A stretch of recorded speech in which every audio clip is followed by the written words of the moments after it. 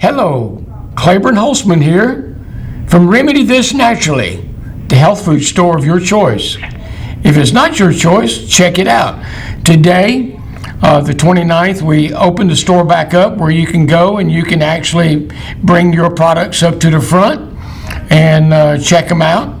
Hours will still remain the same, that the post office and the health food store open Monday through Friday from 10 a.m. to 5 p.m. And that is also Saturday for the health food store. And then on Saturday, the post office is there from 10 to 2. So come in, check it out. We got a new little maze for you to go through and take care of business for you while you're checking out things at Remedy This Naturally. Remember, life and health are your responsibility. We at Remedy This Naturally are there to help you meet that responsibility with a natural approach, mainly from God's Pharmacy. Today we're going to have a special guest. It's Richard Pagan, P-A-G-A-N, and he'll go by Rich, he'll go by Richard. Whenever he's called to dinner, he will go by that name as well. And I'm picking a little bit there because I have had the honor of knowing Rich for a long time, and we've gone through many travels together. Rich is making the phone call today from Fort Wayne, Indiana, and Rich is the pastor there of a Boyd Lutheran Church. He is also the founder of that church. So the things that I'm looking forward to do with Rich today is for him to share with you the pastoral aspect of natural health and how diet, exercise, all play a role in it. Hey, Rich, good afternoon. Hey, good afternoon, Claiborne. Good to talk to you. And I don't know how many people out there in that audience they can see me, but what we're going to do in a moment, Lee's going to put up your picture from your website. Hey, there you go. Okay. We got you there. And if you're watching by your that, it'll be about a minute delay. It'll pop up on your screen as well if you're watching, see what's going on. Rich, tell people a little bit about yourself, and so they can identify with you and say, well, you know, this guy's worth listening to because I can identify with him.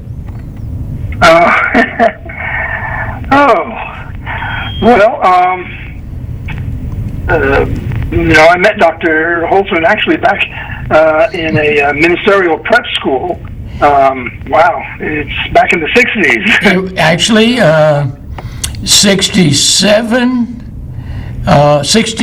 1965, we met. Yeah. Played sports together. I was on the football team. You were on the wrestling and track team.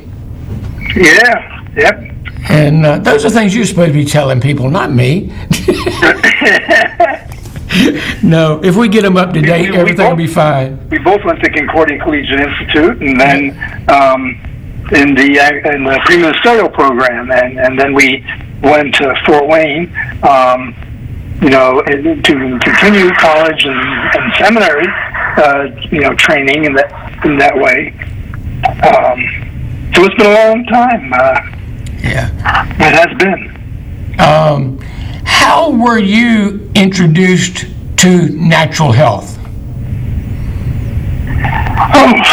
One thing was just myself, even though I'm the youngest of 6 children, and I watched a couple of my siblings, brothers, with heart conditions, and die at a very early age.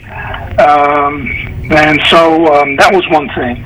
And then my wife, her family didn't have the greatest heart history.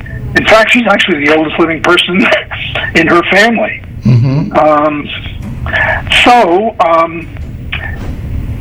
She then did have a heart attack, and we became part of a heart study on how to remedy this. What would happen if a more natural approach was taken to a heart condition. And this was through the Heart Center in Fort Wayne, Indiana. And so we did that. We followed a specific diet, one that was propounded by Dr. Neil Ornish, and Heart Healthy Diet. We met weekly within a group for support with each other. We went through specific exercises as well. Besides cardiovascular exercises, there were yoga type things. So that it was a holistic approach of of the physical, and my wife was also seeing a doctor about taking things from Nature Sunshine, from Standard Process, from taking supplements that could also help in the healing. And this was a year-long study that we went through, scientific study, under the Heart Center in Fort Wayne, Indiana.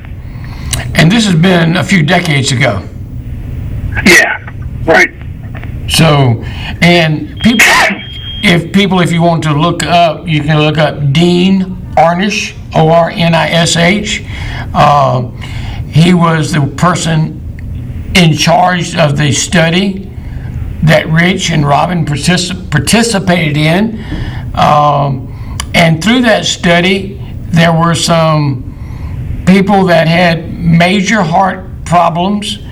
Well, anytime you have heart problems, can be a major thing. But can you share a little bit about the demographics of the people that were taking this and were chosen to be part of the study?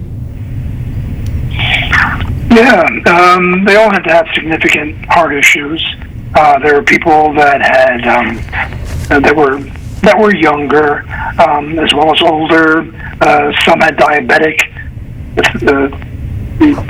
things. My wife also dealt with diabetes, and so they wanted to get a cross section of people and see what would happen if dealing with significant heart issues, if they used a natural approach.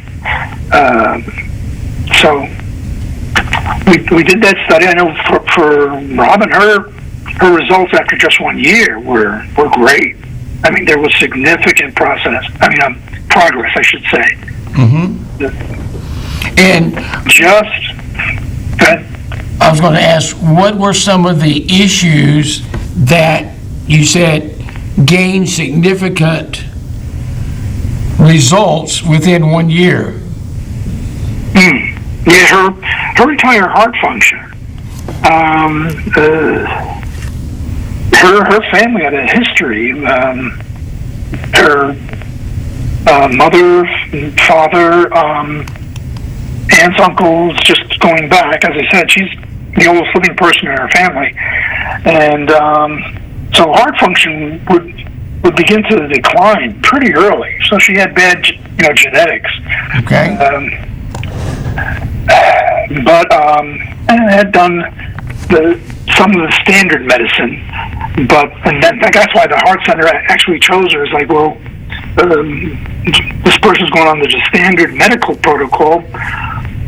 Well, what if we began to look at some of these other alternatives? Would they really have a significant effect? Mm-hmm. And in her case and in others, it's like, yes, it really happened. And that was coming from diet? Okay, what were there special things taken away from the diet that you didn't do anymore once you became involved in this heart study? Right, yeah. A lot of the standard things for cardiovascular health. This was limited fat as far as animal fat. There was more, the fruits, vegetables, fruits. we looked at how even to prepare food, prepare food, everything that, and the recipes of heart healthy, what everybody recognizes, this is heart healthy dieting, and people know about it, but they pay lip service a lot of times to it and don't really follow it. Mm-hmm. Well, if we put people into a group, that was the theory, if they had a support group, sometimes, we have support groups for alcoholics, for all kinds of things. Well, how about for getting heart health, for people that had heart issues? So, how many people were in the group? Yeah. How many people were in the group? Our particular group had, I think it was about 20 people in her group. I don't know how big the whole study was, but I think it was about 18, 20. Okay. Is what I... Now, if one of the spouses had an issue and the other one didn't, did they still go and work together? Yeah. It would be bad for somebody to try, or it'd be much harder for them to try something if the spouse wasn't supporting. I'm not saying it's impossible, but it's more difficult because it's radical lifestyle changes as you compared to just the normal American way of living, eating, and so it's good to have spousal support at the family, and also the support of the rest of the people in the group. And it was an effective way, really was, of dealing with that particular condition, which is, heart disease is at the number one country as far as, or pretty close to it. Yeah, and we're still dealing with that as a major problem. And you also had some, I don't want to jump too far ahead, but right. In this particular program, first of all, for those of you who just joined us on the broadcast, Claiborne Holtzman and Richard Pagan, he's founding pastor of a Boyd Lutheran Church in Fort Wayne, Indiana. And the church has been there how long, Rich? Started knocking on doors in 1987, so it's been since '88. Okay. Wow. And this was a grassroots church within the Lutheran Church Missouri Synod to help people meet the need of people that weren't getting church, and you reached out to them, and it started and built into a nice facility to help people. Yeah. And one of the things that I had asked Rich about coming on the show was, as a pastor, what does diet, what does attitude, what does exercise have to do with making your job easier as a pastor? Yeah. Well, the whole approach is that our bodies they really belong to God. This time on earth is a test. It's our bodies are a trust. It's a temporary assignment, and so if we don't own them, if they really are God's, and then we need to take care of them. And sometimes people say, well, it's my body, I'll do whatever I want to. That's the wrong attitude. If a person's really following Christ, then it's his. And I have no right to just abuse it. Now,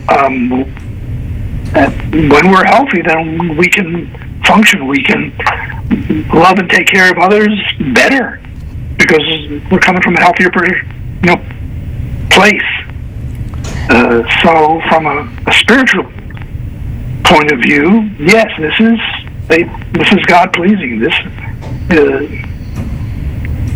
is something God wants us to do. Take care, the same way we take care of our money, of other people. This is a resource that God has given us, which will get in the way of really living a full life for Him and reaching out and touching other people.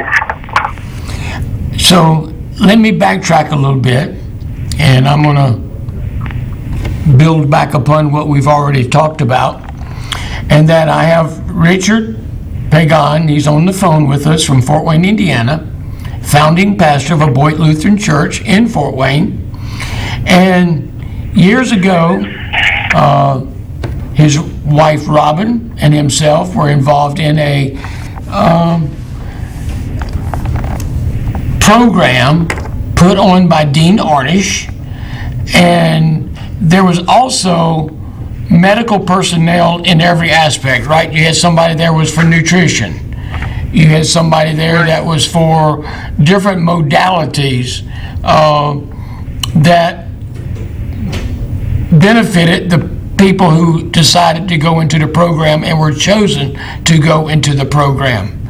So it was just not a heart issue, it was all the total body that depended on the heart, because the heart, once it stops, we stop.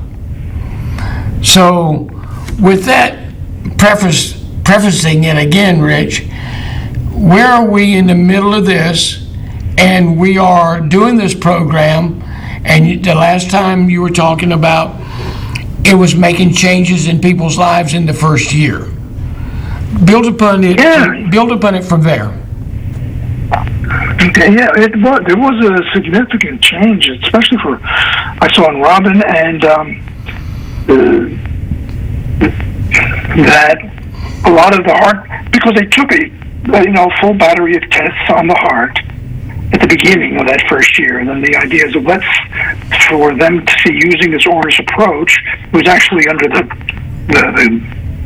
guidance there of the Heart Center, and having medical cardiologists and nutrition experts and exercise physiologists and just a battery of professionals to make sure that we were living a heart healthy life, plus the weekly meetings to be able to report and support one another. And it seemed to be important too. It was be able to talk about what we're doing and how it's working and what's getting in the way of it, and that really did work. In fact, as I saw people get away from that kind of support and results in their own life, unless they found some other people to help them with it, it became worse. They could easily slide backwards. So in other words, things were working, God's pharmacy was working, God's foods were working, and man-made, I'm going to just say advertised foods were not being consumed. Yeah, right. Yeah, we have a way of messing up what God had made, or at least a lot of the hyper-processed ones, and just discovering, what kind of things in a lot of the processed foods were really hurtful to health. I mean, not only heart health, a lot of other, conditions. And those are the kind of things that we have to avoid if we're going to get, the body to heal itself, and in this case, particularly the cardiovascular system. So something like COQ10 to help with oxygenation within the body and the heart. Was that something that was used, or was it herbs like hawthorn berries, or was it catered to each individual's need? Yeah, Robin also wound up using a natural doctor as well, but those results were also brought in.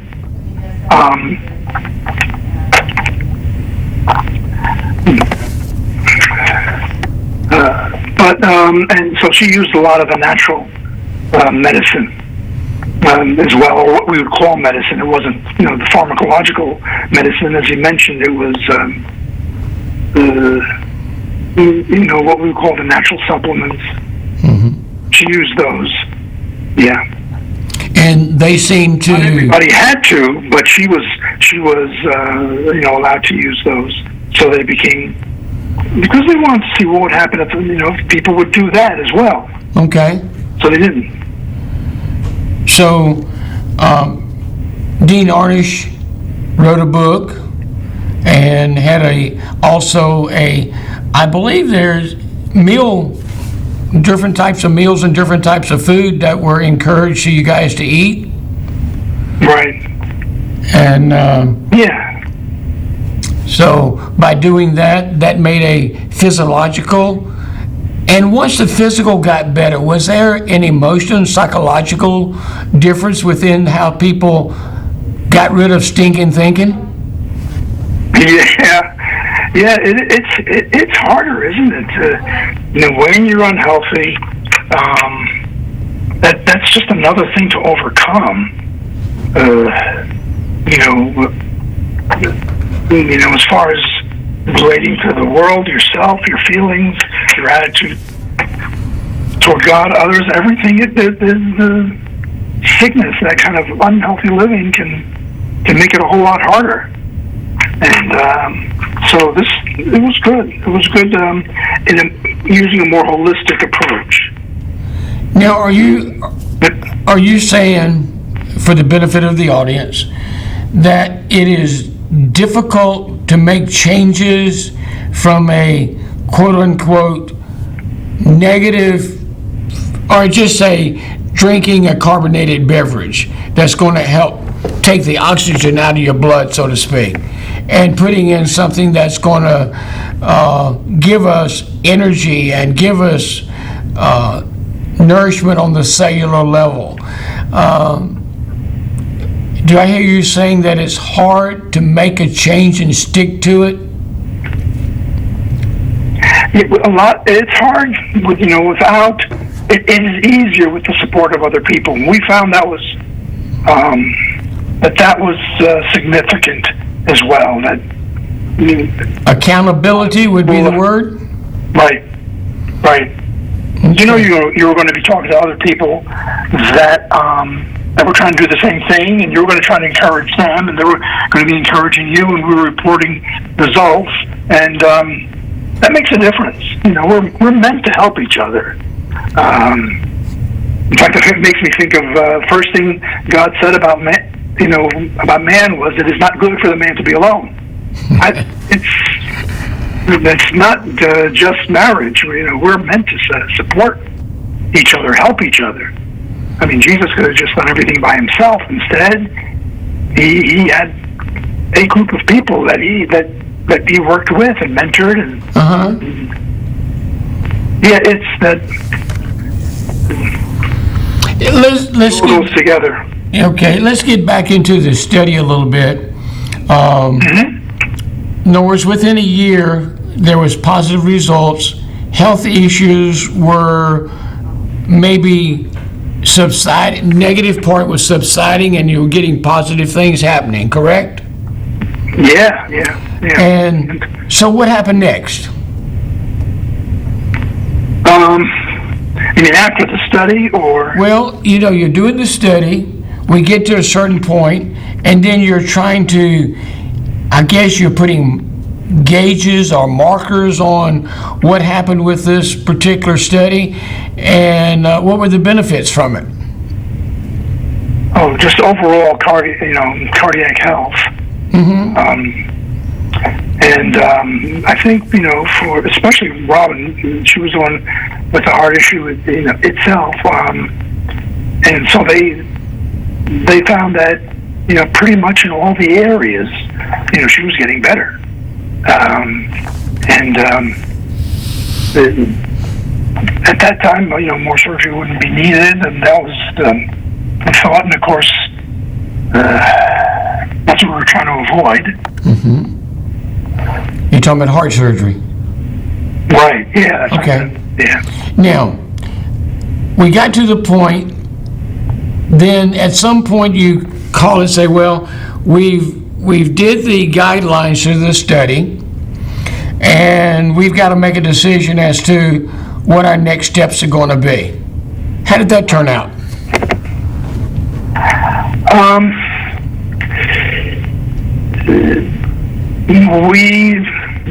we did get away from the group without the external study, the support of other people in that. I think I stayed stricter according to the guidelines. Robin eventually, kind of fell away from a lot of them, so yeah, without support, it's much more difficult. But the natural way is better, and they were able to say yes, it does work. There are significant improvements in cardiovascular health. Okay, if that in attitude and everything. Okay, so you had something that was very positive. After it met its time element, and you would think with all the positive things you're telling me, this would have been something that was implemented to help the patient. Right. Is there a reason why it didn't move forward? Yeah. I wondered afterwards, why the study wasn't, when they saw that for people like Robin and others, there was significant improvement. Okay, why not make it bigger? Why not reach with more people this way? But it seemed as if they just went back to the traditional medical procedure at that particular facility, even though they could see from the study that the results were good. It wasn't using as much medicine and surgery or prescription, but so there were positive things that happened. There was, I guess, the benefit of health to individuals, less medication, better attitude, better support, accountability, and there was also, if I recollect, while this study was going on, other people were monitoring it as well to see if it would give them hope in their heart condition so they could have a better quality of life by having a healthier heart. That did happen too, right? Yeah. And yet, I'm not sure why then there wasn't a much more of an emphasis then, okay, let's do this. Some people have said, well, maybe it's more profitable to go the other way. That's a possibility. I don't know. It's hard to read minds, but you would think, when you see the results. Okay, so we can much more, right? Yeah. So we can actually say from this study, and those of you just maybe joining us or trying to figure out what we're talking about, this was back in the 70s or 80s? Yeah, it would have been, I'm trying to think here. Yeah, it would have been later 80s. Okay. And so there was a doctor by the name of Dean Ornish, wrote a book. He had already been putting his patients on the program of exercise, changing diet, holding accountable, and doing it from God's pharmacy. And because of that, and because of the positive things were happening in his practice, then a group of doctors and people that wanted to find out if diet, if exercise, if a mental attitude all had a positive thing, and while I'm explaining this, keep going through my mind. I keep hearing saying, "A merry heart doeth good like a medicine," and here it is. Right. God's told them already in the book before this test even started. A merry heart doeth good like a medicine, and if you're happy, your heart's going to increase in its productivity because it's happy. So my total purpose in bringing this back up here in 2020 is that we're looking at heart disease and where it is, and if they may have taken a different path, and this would have been more of the talking and helping that by using foods and God's pharmacy, natural things, that maybe it wouldn't have heart at the top of the list. It would be somewhere down there because it's not doing what God said to do and be happy and take the food He designed us to work for the heart. So just, with this day and time we're living in, Rich, I think one of the main things that have been lost is hope. Yeah. And the purpose of asking you to be a guest on this show is that there was a time in your life and your wife's life that there was no hope. Everything would continue to go downhill until the person died from some ailment, probably of the heart or some related to it. So with that in mind, you guys were given an opportunity to be able to take back and live a life based on God's principle in the Bible. Yeah.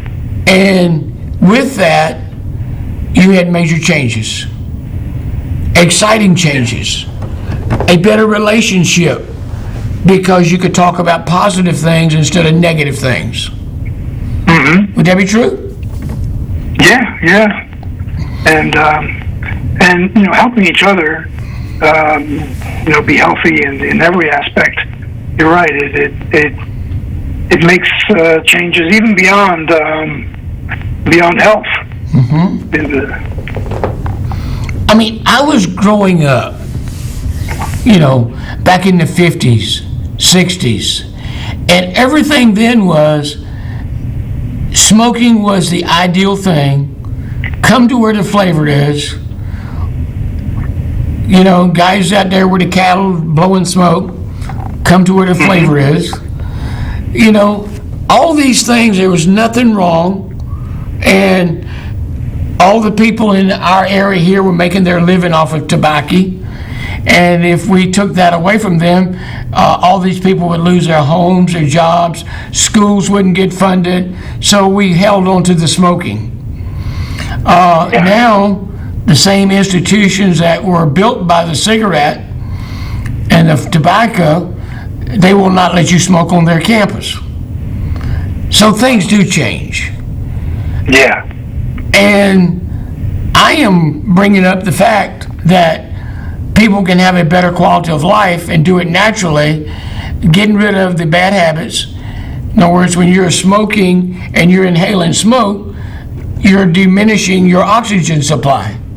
If you're drinking a carbonated beverage and your body wants oxygen and it wants to expel the carbon molecule, then you can have a better quality of life by leaving the carbonation out. So I'm saying there is a choice in what we can do. And the reason I do what I do today is because of my son's health 46 years ago. Wow. And how it turned him around by being able to work with a doctor that used a natural approach. And, and I'm just saying, maybe in this time that we have extra time because everything slowed down, that we can look at to what God's formula is for our life and our health and do it with a natural approach. Yeah. No, yeah, I agree. Yeah, that's, I found out pretty much the same thing. Yeah, I can't fault what you're saying at all. That's it. It seems right on the money. With that, how do you make that part of your pastoral duties in teaching your people? Yeah,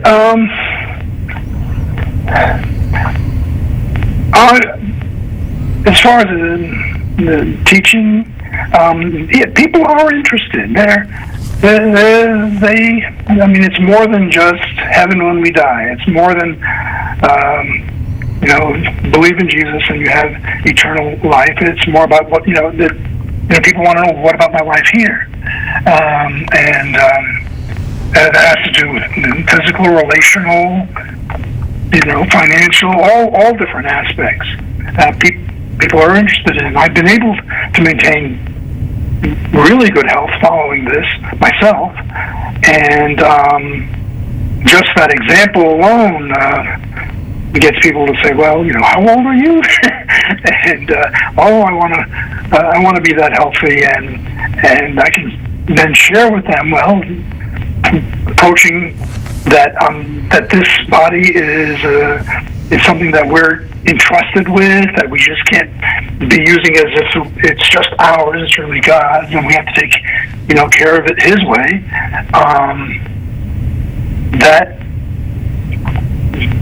That is something that people need to hear, and when people get to the point, usually it's a negative circumstance. Even with us, that's what happened, where you wake up and you realize, oh, okay, you need to make some significant changes. And we found the changes that had to be made physically. People will also find, that there are changes that have to be made, in marriage and family and finances and a lot of other areas. And God does have some things to say about that. If we follow what He says, a whole lot better results. And is there something in particular in making that statement that comes to mind that you would like the audience to know, that this is something that basically is a choice in how your life is lived and how it comes out to be the best it can be? What would you, I'm trying to give you the platform, as you got your robe there, you're in the pulpit, and you are just, yes, Lord, and you're saying, I'm going to be able to help these people have that personal relationship with you and not be interfered by the physical crying from the pain, and they're going to be able to say, thanks, Pastor, because you did this, this, and this, I am able to do this. Right. What would that look like in you explaining it to the people instead of me trying to explain it for you? When you mention choice, we do have to take responsibility. For example, you're as close to God as you choose to be. He wants you to be close to Him, but and there are a lot of things about our health, about our relationships, that we just have to take responsibility and make the choices. And spiritual health and a lot of other health is dependent upon what we choose. There's certain things that are beyond us. This isn't a perfect world, of course, but if we're being faithful to to what he gives us, and doing the best we can with the hand that's dealt to us. That's what's pleasing. That's all that we can be asked of. I want to go in a direction you just said. You said something about dealing with a hand that we have been dealt. Mm-hmm. Most people would think that was talking about playing poker or a card game. Yeah. In other words, if I've been dealt a certain hand, and do I have a right to blame you for it? Or saying that I am underprivileged, I am the one that have been shortchanged and not treated fairly? How do you and God deal with that? Yeah, that there's a victim mentality, which is,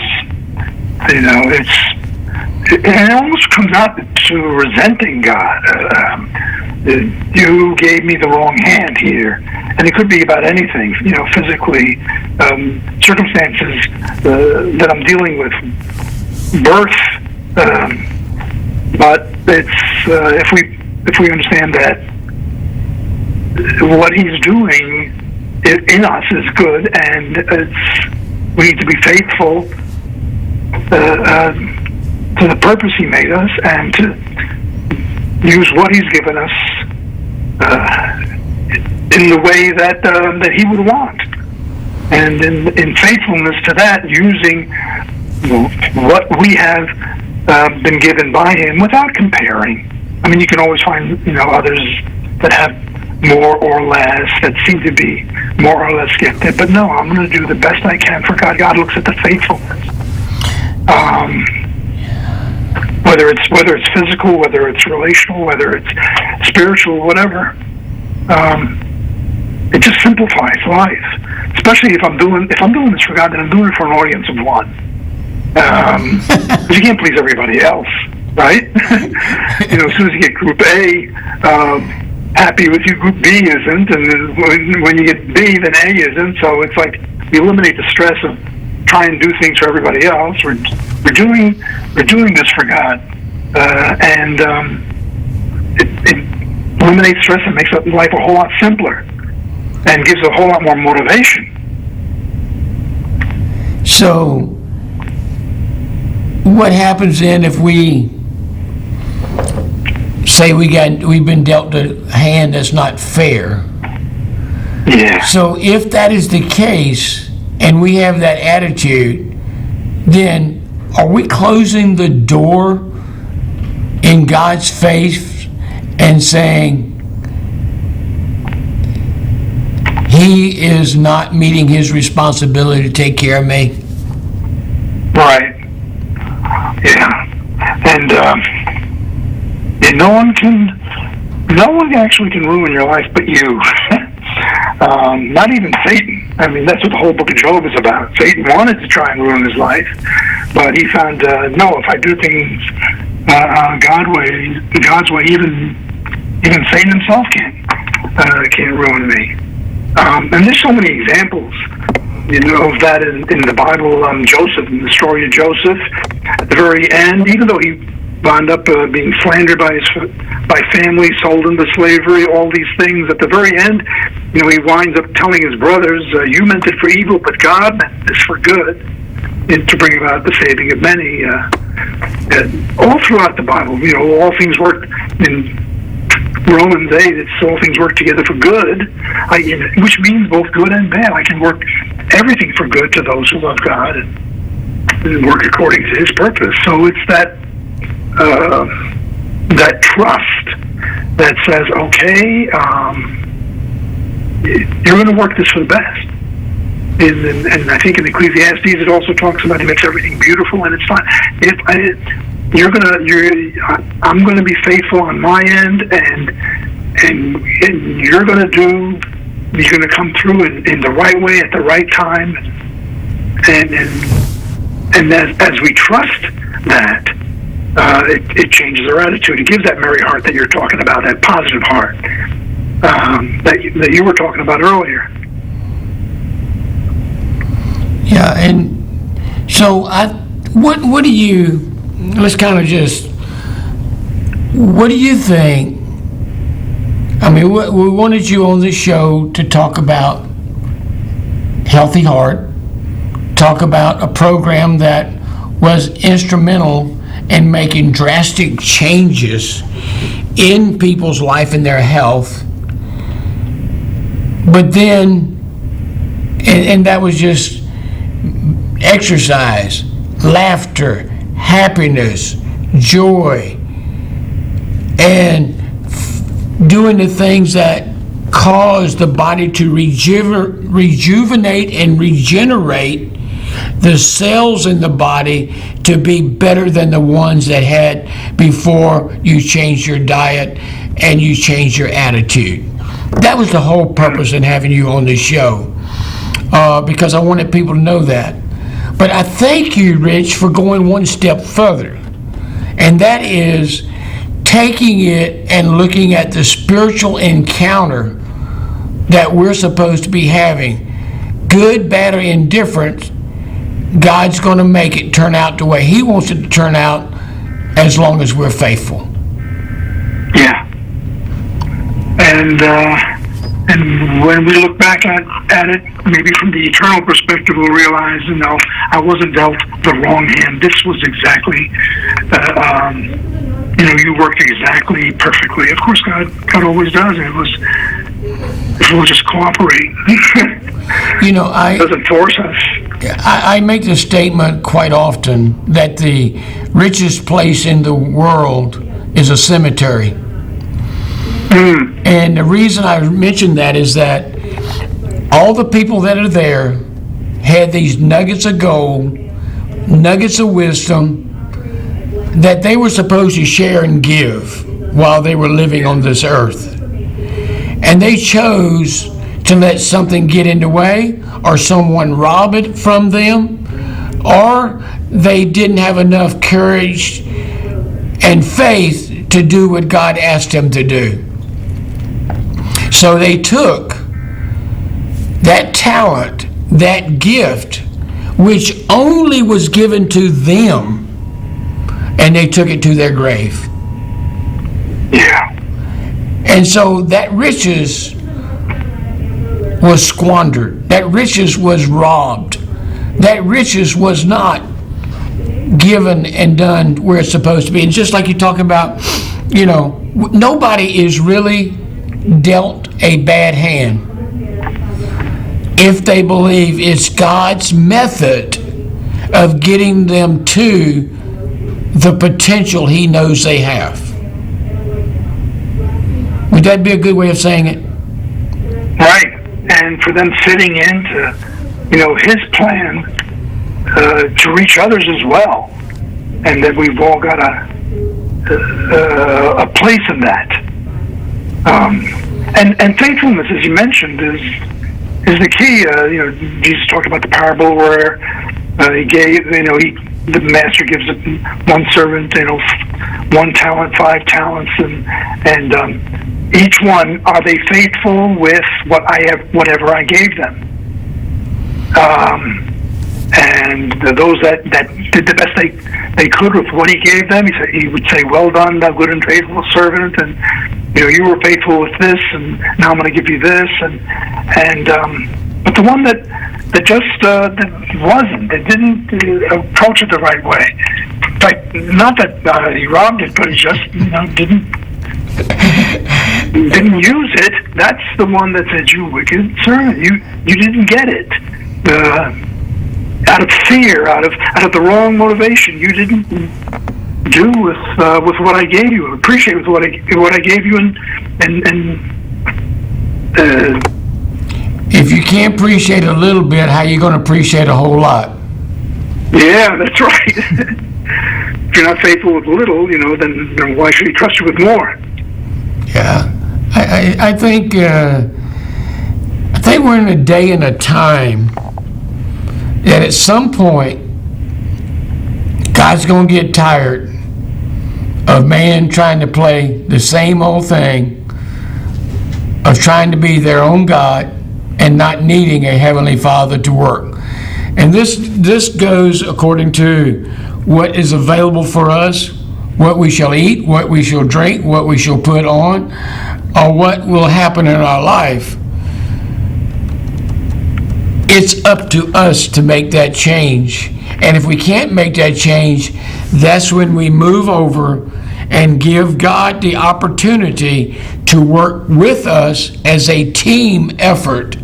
And that may be Him directly or an individual or a person doing that, so His will and purpose can be accomplished, because we're doing the best we can with what we got.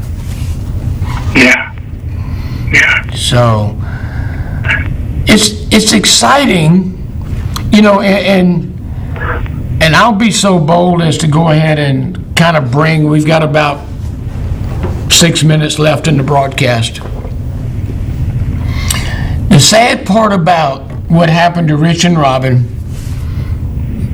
back on this Dean Ornish program and the people that were there, the story has it that it didn't move forward because it didn't make enough money for the pharmaceutical companies.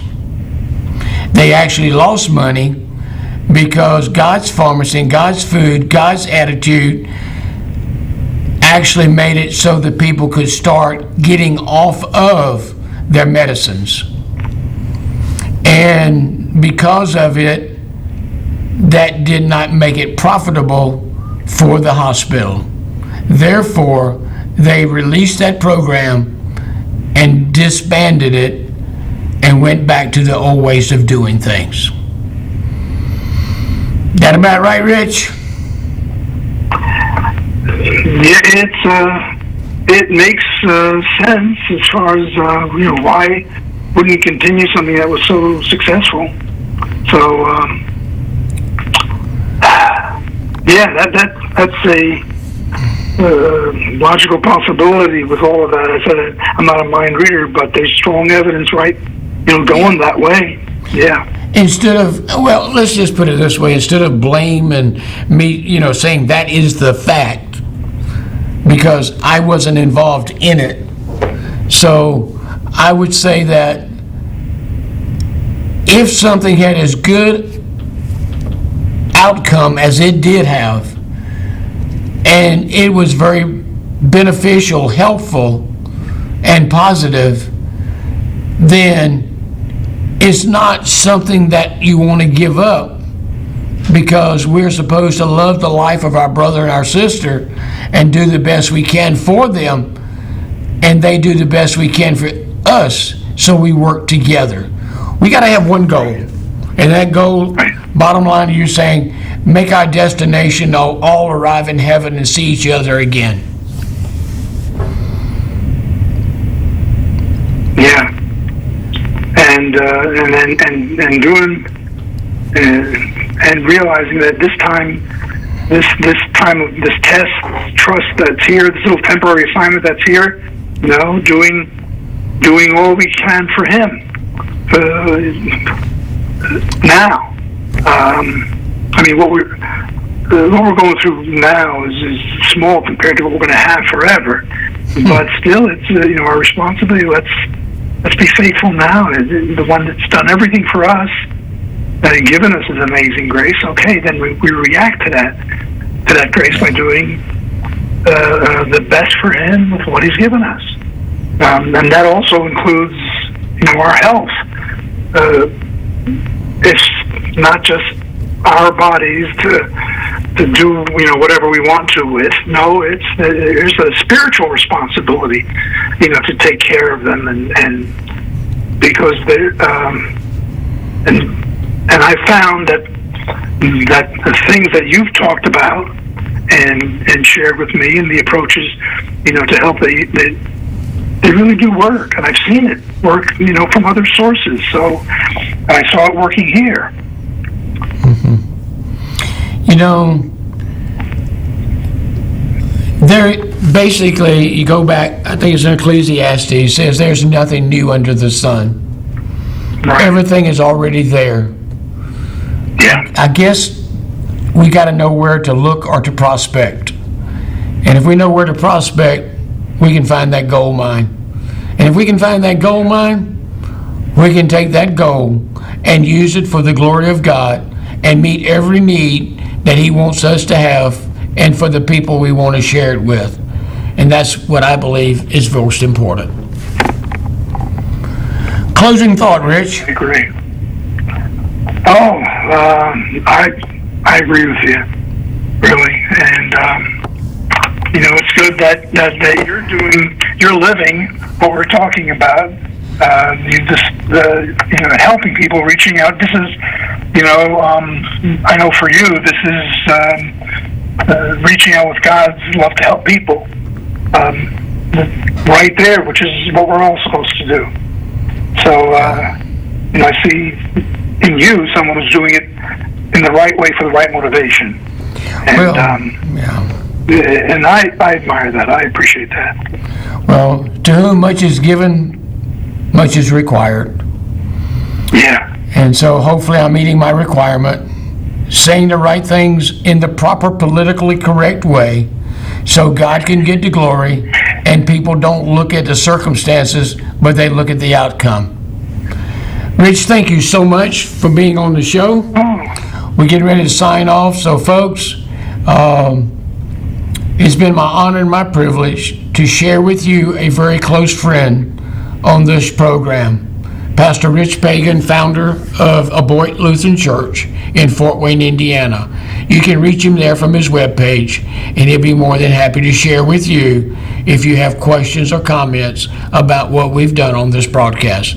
Until we meet again, God bless you richly, and may the anointing and the power of what He wants us to have in His glory be upon us all. God bless. I'm Claiborne Holtzman. Have a great day.